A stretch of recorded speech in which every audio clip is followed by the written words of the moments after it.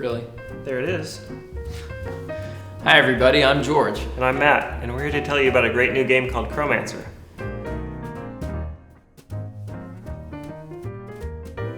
We're part of a small team that's been put together for the express purpose of putting Chromancer online, and we're lifelong, dedicated, collectible card game players.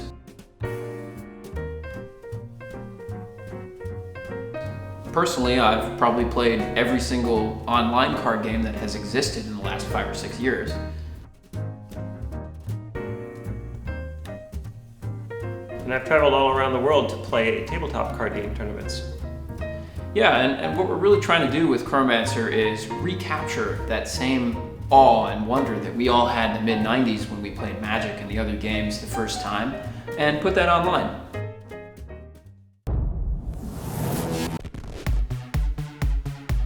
Well, most importantly, Chromancer is a game that excites us because it's innovative. It's not more of the same. It's not a Magic clone.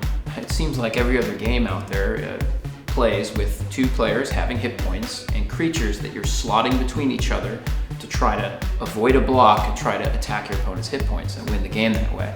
And Chromancer's not like that at all. Don't get us wrong, Magic is a great game, it's awesome, but we feel that it's time for something with new strategy that makes you think a little bit differently. And that's what Chromancer is, and that's what it really excites us about.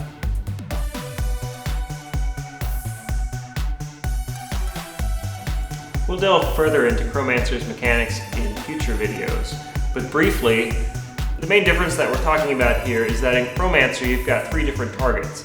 The targets are the draw deck, the discard pile, and the resource pool. As these targets go down, it actually changes the rules of the game and the way the game's played. For example, if my bank were destroyed, I would no longer be able to preserve resources between turns. Right. Of course, Chromancer also is a game like any TCG that will have balance and synergy between different colors and different types of creatures that work together. But it's this other level of strategy, which we sometimes refer to as adaptive strategy, which relies really on your opponent and yourself and trying to disable the part of your opponent's game that's most important to him as quickly as possible before he does the same to you. And that involves bluffing and tactics. It also involves understanding your opponent's tactics as quickly as you can, and it changes as the game plays because as you attack each other, as Matt was explaining, it affects your ability to play the game normally.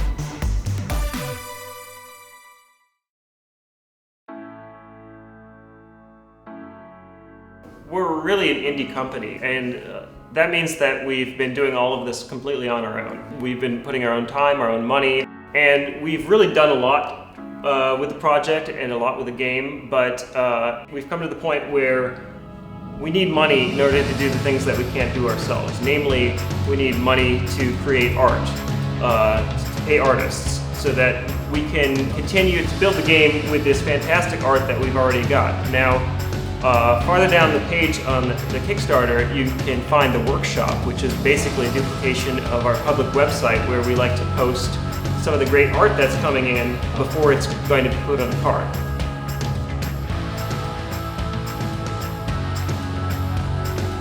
We think that the art that we've got so far is just really great, and that's really the driving force behind this Kickstarter, that the art and a few other things that we're going to need, and we need your support in order to realize this vision and make this game great.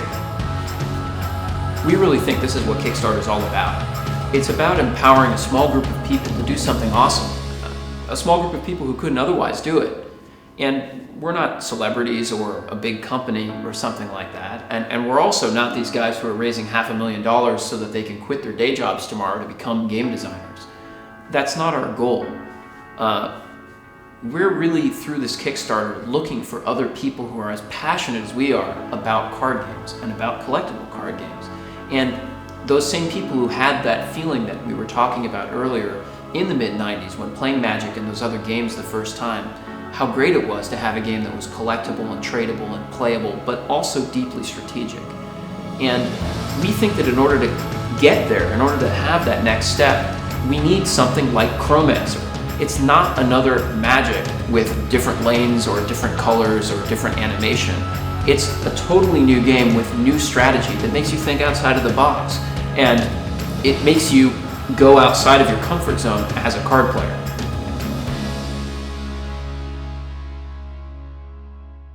So we're going to be at Gen Con and PAX Prime this summer. We're going to be doing game demos and giving away free loot. I particularly am very excited about going back to Seattle, which is why I'm wearing my Space Needle shirt. George is wearing his Thundercats shirt. Well, I'm always excited about Thundercats.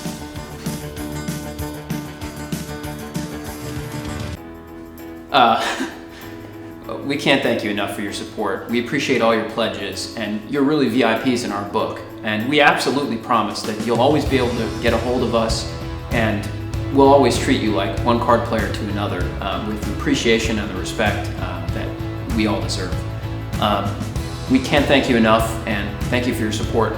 Let's make a great game. Thanks.